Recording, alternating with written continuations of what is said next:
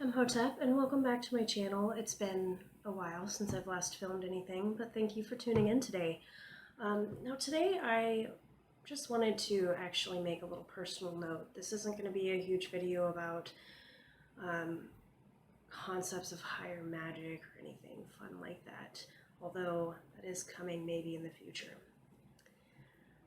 I've noticed something pretty fascinating about the path of ascetianism as well as its community.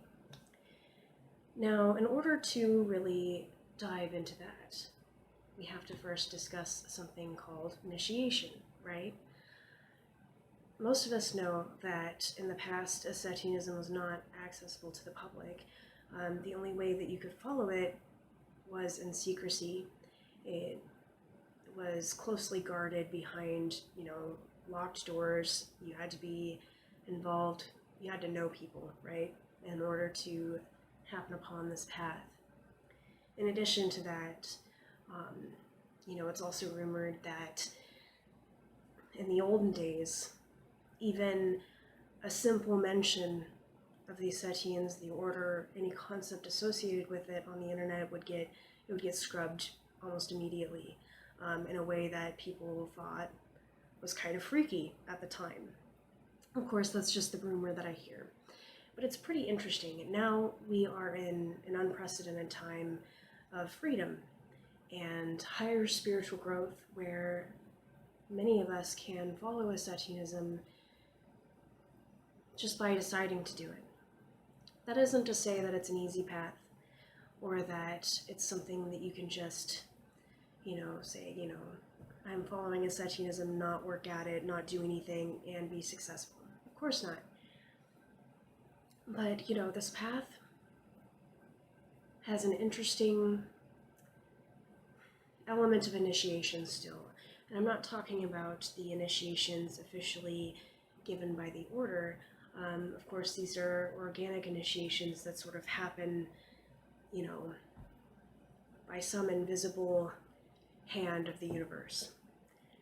And what I dearly love about this community is its leaders. I don't really count myself among that, we're talking the legendary occultists here, the ones who, when they enter a room, so to speak, when they speak, when they write something, people kind of just stop and listen. Everything stops, even when the person does not like who is speaking. Everything stops and people are like rapt at attention, because there's a power to these individuals, and I'm not going to name them. I find that might be a little bit disrespectful or loud, but I just wanted to personally offer thanks to these individuals. You are the torchbearers of the current. You light the path for others, with this beautiful violet light. And, personally, I can say that you have profoundly impacted the course of my own life. And ascetianism still has an element of initiation to it, even though we can pick up the books and we can, teach ourselves some things about it. There's nothing quite like a torchbearer of the current teaching you. Now, sometimes they teach you through unpleasant lessons that aren't easy and they're painful.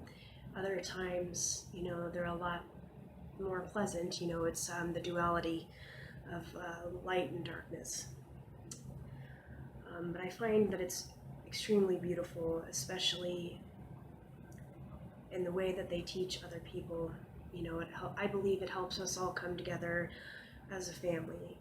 And, I'm someone that personally doesn't relate to my biological family so well. And, it's profoundly beautiful to have a spiritual family to fight for. You feel it. It's not something demanded or expected. It's not something done out of any sort of blind subservience or anything like that. When we fight as one, we do that because we have that flaming force in our hearts. We feel it deeply inside. And it's, of course, possible that some of them we're following this path in another life, in many other lifetimes. And that's something beautiful. That's something that, personally, in my opinion, has the alchemical force to really further transform not just your life, but your future lives. And, the quality of this life and the spiritual force through which you experience things in this lifetime. As it is said in the Violet Throne, nothing could ever be more beautiful or important than family.